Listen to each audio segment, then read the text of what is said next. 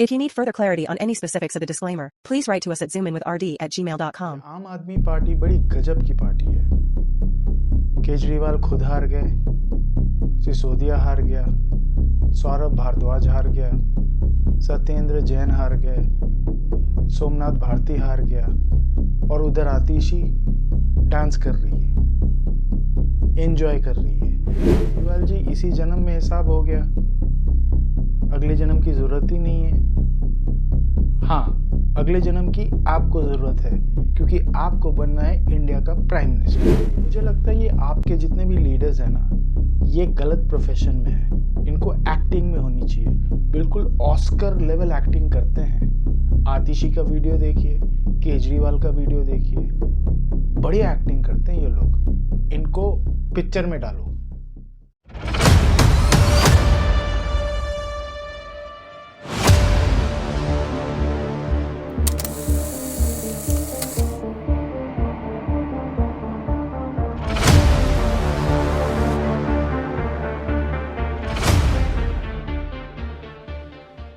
दिल्ली के विधानसभा चुनाव के रिजल्ट्स आ चुके हैं। केजरीवाल हार चुके हैं।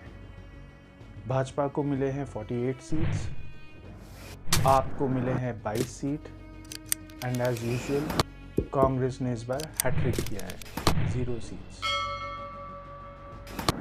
नमस्कार व्यूअर्स, जूम इन में आपका स्वागत है। मैं हूं राहुल दास और आज हम बात करेंगे टॉप 10 रीजंस वाई आप लॉस्ट। मिलते हैं इस वीडियो के बाद। नरेंद्र मोदी जी को कहना चाहता हूं, मोदी जी इस जन्म में तो आप हमको नहीं हरा सकते दिल्ली के अंदर आम आदमी पार्टी को। आपको दूसरा जन्म लेना पड़ेगा, इस जन्म में तो नहीं हरा सकते आप आम आदमी पार्टी को दिल्ली में। अगर आप रोकने की कोशिश करोगे और फिर सोचोगे मैं दिल्ली जीत लूं, इस जन्म में तो नहीं जीत पाओगे मोदी जी। मैं कह रहा हूं अभी 2025 तो छोड़ो, 2050 का चुनाव भी दिल्ली में नहीं जीत पाओगे, यही आवाज है। आलिए रे आलिए, बेटा भग मत जइयो, तेरा पिछवाड़ा लाल कर दूंगा रास्ते में, ये देख आलियो बस।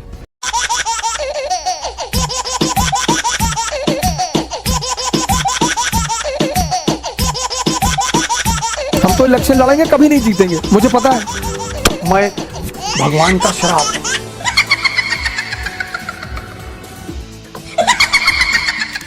मैं गारंटी दे रहा हूं, पहले विधानसभा सत्र में ही सीएजी की रिपोर्ट सदन में रखी जाएगी। प्रभु हे प्रभु, हे हरि राम कृष्ण जगन्नाथ प्रेमानंद, ये क्या हुआ? गलाव में पानी आ गया, गामछा भी खुल गया मेरा। गैरों में कहाँ दम था, हमें तो आपने लूटा। जी हाँ, reason number 1, scam scam and scam. दोस्तों, जो पार्टी इंडिया अगेंस्ट करप्शन से उभरी थी, वही पार्टी आज के डेट में IAC से बदलकर AIC हो गई है, यानी आप इन करप्शन। ये एक लिस्ट है आपके स्कैम्स और करप्शंस का। पहला है liquor scam 2800 crore, school building scam 1300 crore, medical scam यानी Mohalla clinic scam 6500 crore, Yamuna clean up 8000 crore, वफ को दी गई लैंड 100 करोड़, जल बोर्ड का कुछ 28,400 करोड़ का कोई हिसाब नहीं है, मगर इसमें जो पैसा स्कैम है वो है 38 करोड़। और इतना ही नहीं, शीश महल जो कि कोविड के दौरान बना था, ये भी, इसके पीछे भी कुछ 55 से 56 करोड़ का स्कैम है।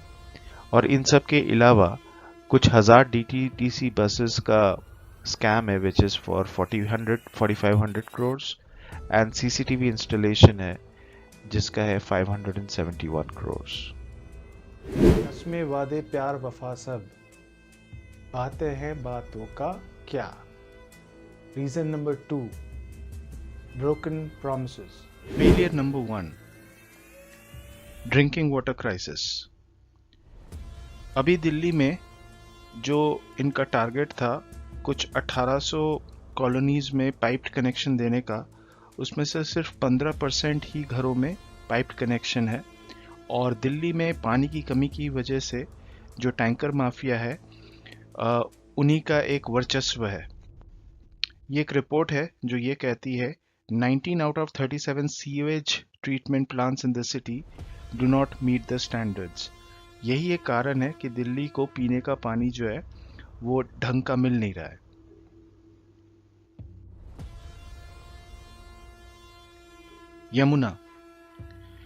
यमुना क्लीनअप पे आपने कई बार प्रॉमिसेस किए हैं, मगर खैर क्लीनअप तो नहीं हो पाया, मगर यमुना अलास्का जरूर बन चुकी है।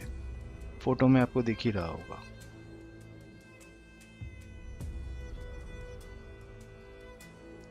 पोल्यूशन, अब इस पे हम क्या ही बात करें, ये तो जग जाहिर है कि दिल्ली में स्पेशली विंटर्स में जो पोल्यूशन लेवल्स हैं इतनी हाई है, it is as good as smoking 15 cigarettes a day for a non smoker.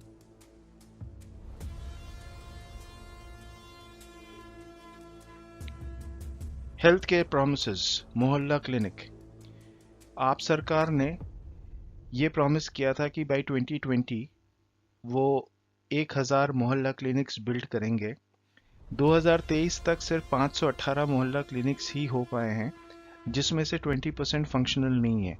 यानी अगर सही मायने में बताया जाए तो कुछ 400 मोहल्ला क्लिनिक्स आज के डेट में ऑपरेशनल है, जिसकी सुविधाएं बहुत बेसिक हैं।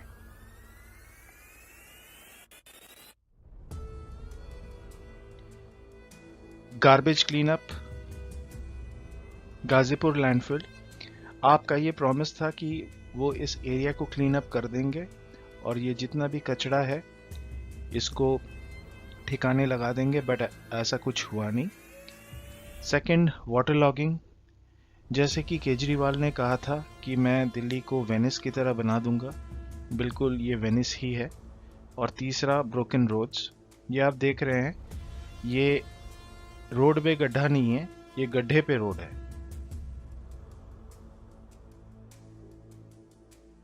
Failed education model for school, आपने ये दावा किया था कि वो 500 नई स्कूल दिल्ली में बनवाएंगे।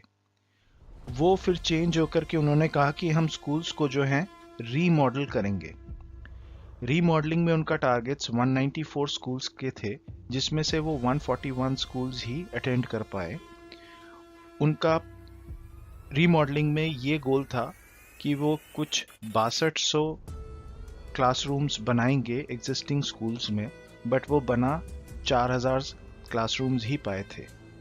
कहने का मतलब ये है कि ये जो उनका रीमॉडलिंग का इनिशिएटिव था, वैसे मैं बता दूं कि ये शीला दीक्षित के समय से ही शुरू हो गया था, तो ये कोई out of the box idea था नहीं।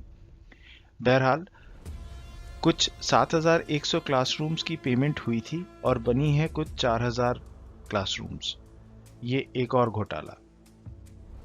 रीजन नंबर 3, इंटरनल आप फॉल आउट। 2015 से लेके 2020 के अंदर कई सारे लीडर्स आप छोड़ करके चले गए। उनका कहना था या तो केजरीवाल करप्ट है या तो वो ऑटोक्रेटिक है। शाजिया इल्मी, आज वो बीजेपी में है। योगेंद्र यादव, प्रशांत भूषण, आज ये सुप्रीम कोर्ट में अपना पब्लिक इंटरेस्ट लॉयर हैं। आशुतोष, ये एक जर्नलिस्ट हैं। कपिल मिश्रा, ये आज के डेट में बीजेपी में है। अंजलि दमानिया, ये एक समय पे आप पे थे, महाराष्ट्र को रिप्रेजेंट कर रहे थे और आज के डेट में ये एक एक्टिविस्ट हैं। कुमार विश्वास, ये एक पोएट थे और एक लेक्चरर थे और आज के डेट में ये इंडिपेंडेंट हैं। अलका लांबा, आज के डेट में ये ऑल इंडिया महिला कांग्रेस को रिप्रेजेंट करती है, वो उनकी प्रेसिडेंट है। Reason number 4, not my fault. Progress report मांगो तो ये कहते हैं एलजी मुझे काम नहीं करने देती। इनसे दिल्ली लॉ एंड ऑर्डर के बारे में बात करो तो ये कहते हैं कि दिल्ली पुलिस तो सेंटर के अंडर में आती है। इनसे यमुना वाटर क्वालिटी पे क्वेश्चन करो तो ये कहते हैं कि हरियाणा वाले यमुना की पानी में जहर मिला रहे हैं। इनसे गार्बेज इशू पे बात करो तो ये पहले कहते थे कि एमसीडी तो हमारे अंडर नहीं आती, और अब तो एमसीडी आपके ही अंडर आती है, तो भी ये कुछ नहीं कर पाए। और पोल्यूशन पे बात करो तो पहले ये पंजाब का नाम लेते थे, और जब से पंजाब में इनकी सरकार बनी है तब से ये यूपी का नाम ले रहे हैं, और ये बोलते हैं कि यूपी की वजह से पोल्यूशन हो रहा है। Reason number 5, wrong person for the right job. Scripted podcast and poor candidate selection. Kejriwal इस बार इलेक्शन से पहले उन्होंने 3 जगह पॉडकास्ट किया था। पहला है प्रखर का प्रवचन, दूसरा है थिंक स्कूल, और तीसरा है राज शमानी शो। मैं आपसे ये रिक्वेस्ट करूंगा कि आप YouTube में ये सर्च करें और जाके ये इंटरव्यू देखें, और फिर आपको पता लगेगा कि ये पूरा का पूरा इंटरव्यू जो था ये स्क्रिप्टेड था। अब आप ये देखिए, ये पॉडकास्ट है प्रखर का प्रवचन। ये स्क्रिप्टेड पॉडकास्ट को देखिए। एक रिपोर्ट थी कि 31 साल में पहली बार दिल्ली जो है वो रेवेन्यू डेफिसिट में जाने वाला है। नहीं जाने देंगे। नहीं जाने देंगे। पर ऐसे हालात कैसे आए हैं? आ जाते हैं कई बार, कई ज़्यादा खर्चे होते हैं। अब आप यहाँ पे क्वालिटी ऑफ क्वेश्चन देखिए। बट उसका ये जो फ्रीबीज या जो आपके सब्सिडीज हैं इनसे कुछ लेना देना नहीं है। नहीं, ऐसा नहीं है। हमने इसको सरप्लस में किया, आज तक सरप्लस में चल रहा है। इनकम टैक्स का बंदा हूँ। हाँ। अकाउंट्स आते हैं तो कई बार लोग मेरे से पूछते हैं, मैं कहता हूँ जादूगर हूँ मैं, अकाउंट्स का चिंता मत करो, मैं कर दूंगा। यहाँ पे उनको पूछना चाहिए था कैसे कर दोगे। सर पता नहीं, इससे शक ना हो जाए लोगों को। काफी इसे कहते हैं paid cast. Poor shot selection, wrong person for the right job. ये है मिस्टर अवध ओझा साहब। ये एक सिविल सर्वेंट कोच है, मोटिवेशनल स्पीकर भी हैं, और सोशल मीडिया में ये काफ़ी वायरल भी हैं। इन्होंने 2024 में आप ज्वाइन किया जब वो ऑलरेडी अवध ओझा क्लासेस चला रहे थे करोल बाग से, और इनको जो टिकट मिली है वो पटपरगंज से मिली है। अब फाइनल रिजल्ट ये था कि रविंदर सिंह के हाथों 28,000 वोटों से हारे हैं। आपको ये समझना चाहिए कि एज अ पार्टी उनको कुछ ऐसे लोग चाहिए जिनका एक पॉलिटिकल एक बैकग्राउंड हो। कम से कम अगर पॉलिटिकल बैकग्राउंड ना हो तो एटलीस्ट एक स्ट्रॉन्ग सोशल इन्फ्लुएंस हो।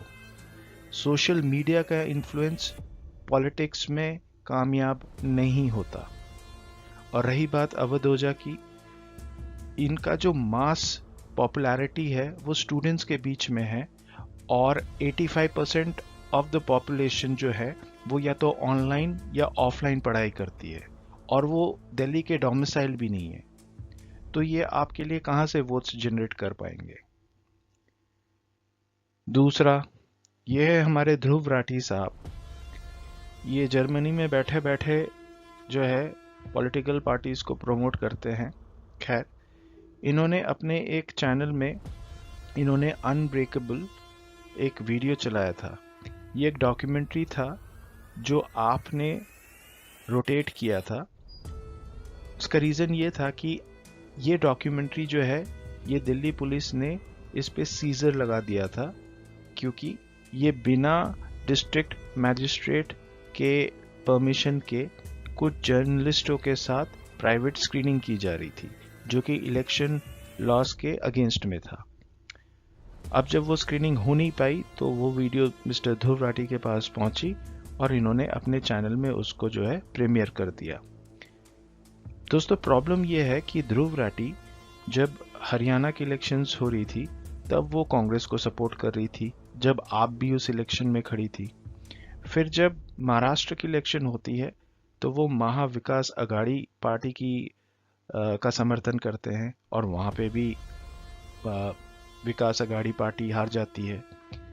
और अब दिल्ली में ये आप को प्रमोट कर रहे थे, यहाँ पे आप भी हार जाती है। तो केजरीवाल जी को समझना चाहिए था कि he is actually trying to get support from a Bhasmasur. ये एक ऐसे भस्मासुर है ध्रुव राठी जो जिसके ऊपर हाथ रखते हैं वो भस्म हो जाता है। और बिल्कुल आम आदमी पार्टी के साथ भी यही हुआ। आप जैसा दोस्त से भला बीजेपी जैसा दुश्मन। Reason number 6, Congress. इस बार कांग्रेस ने काफ़ी अच्छे तरीके से कैंपेन किया है आपके अगेंस्ट में। कारण ये था कि कांग्रेस को हरियाणा का बदला लेना था। जब हरियाणा का इलेक्शन हो रहा था तो कांग्रेस ने आपको कुछ 4 सीटें ऑफर की थी और एक्सपेक्टेशन ये था कि बाकी के 86 सीट्स जो थे उसमें कांग्रेस बीजेपी के साथ लड़े और आप उस पर इन्वॉल्व ना हो। मगर आपने 6 सीटें डिमांड किए, तो कहीं ना कहीं राहुल गांधी का ये प्रपोजल केजरीवाल के साथ वर्कआउट नहीं हो पाया और इस वजह से केजरीवाल जो है वो 90 के 90 सीटों में अपनी उम्मीदवारों को उन्होंने खड़ा कर दिया और इवेंचुअली कांग्रेस इलेक्शन हार गई। तो कहीं ना कहीं ये बदला तो लेना ही था। तो राहुल गांधी जब दिल्ली की इलेक्शन में कैंपेनिंग कर रहे थे तो कांग्रेस ने भी 70 के 70 सीटों में अपने उम्मीदवार उतारे और राहुल गांधी ने एक डॉक्यूमेंट्री भी बनाया यमुना के ऊपर, जहां पे उन्होंने केजरीवाल को एक करप्ट नेता बताया और ये बताया कि कैसे एक स्वेटर पहनने वाला, वैगनार में चलने वाला, मफलर डालने वाला, रेनॉल्ड्स का 15 रुपए का पेन रखने वाला आज शीश महल में ऑटोमेटिक पर्दों वाले घरों में रह रहा है। तो इस एलिगेशन पे केजरीवाल जी भी काफ़ी भड़के। उन्होंने भी रिस्पॉन्ड किया और उनका रिस्पॉन्स कुछ ये था कि उन्होंने राहुल गांधी और सोनिया गांधी के ऊपर ये टिप्पणी की कि वो भी नेशनल हेराल्ड केस में बेल पे बाहर है। तो ये जो इनकी जो तकझक हुई है ये क्लियर इंडिकेशन था कि जो ये अलायंस था कहीं ना कहीं कांग्रेस जो है अपना बदला निकाल रही थी जो भी हरियाणा में हुआ था। Reason number 7, the RSS effect. RSS Delhi में बहुत पहले से ही काम करना शुरू कर दिया था उन्होंने और वोटर अवेयरनेस और देश हित में जो भी वोटर को करना चाहिए उनका यही प्रोपेगेंडा था।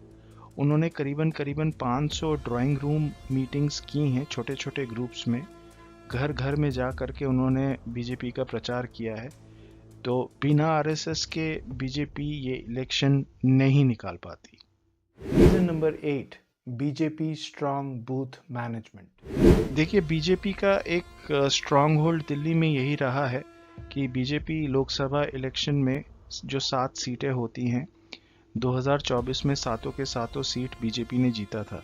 तो कहीं ना कहीं बीजेपी के वोटर्स है तो दिल्ली में, बट वो सेंटर के लिए वोट करते थे। तो कहीं ना कहीं उसको एक लोकल डायमेंशन देना था।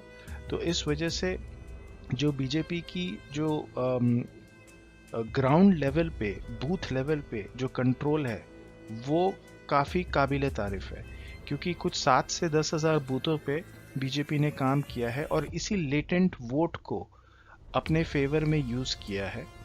और इनका एक आउटरीच टीम भी था जिसमें सीनियर लीडर्स थे और हर एक लीडर के पास 2-2 कॉन्स्टिट्यूएंसीज थे। मतलब आप ये समझिए 35 लीडर डेडिकेटेड थे दिल्ली में जो कि एक बूथ लेवल पे काम कर सके, लोगों को घर से लेकर के बूथ तक लाना, वोटिंग कराना, वापस छोड़ के आना और ऐसे इन्फ्लुएंशियल एक्टिविटीज़ करना। तो बीजेपी ने काफ़ी अच्छे तरीके से बूथ मैनेजमेंट किया है। Reason number 9, the new income tax slab. New tax slabs, देखिए इस बार जब सीतारमन जी ने टैक्स की घोषणा की थी तो उन्होंने कहा था कि ज़ीरो टैक्स होगा, 12 लाख प्रति साल जो भी अर्न करते हैं उनके लिए ज़ीरो टैक्स होगा। तो ये बहुत बड़ी एक राहत है दिल्ली के लोगों के लिए। कारण यह है कि दिल्ली में सबसे highest proportion of salaried workers हैं इस देश के, जिनका 12 लाख या 12 लाख से नीचे तक की सैलरी है। कहा जाता है कि almost 60% of Delhi got impacted because of this exemption limit to ₹12 lakhs।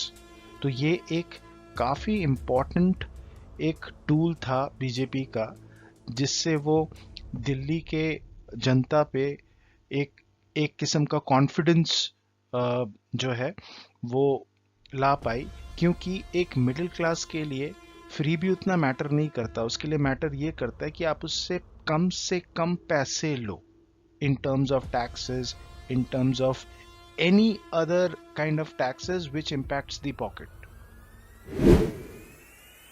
And last but not the least, reason number 10, the Swati Maliwal impact. Last, the Swati Maliwal attack. देखिए, स्वाति मालीवाल एक राज्यसभा की एमपी है और उन्होंने बिल्कुल इस बात का ध्यान रखा है कि उन पे जो केजरीवाल जी ने अटैक किया था अप्रैल 2024 में, उनके रेसिडेंस में उनकी पिटाई हुई थी, जिसके ऊपर उन्होंने एफआईआर वगैरह भी किया था।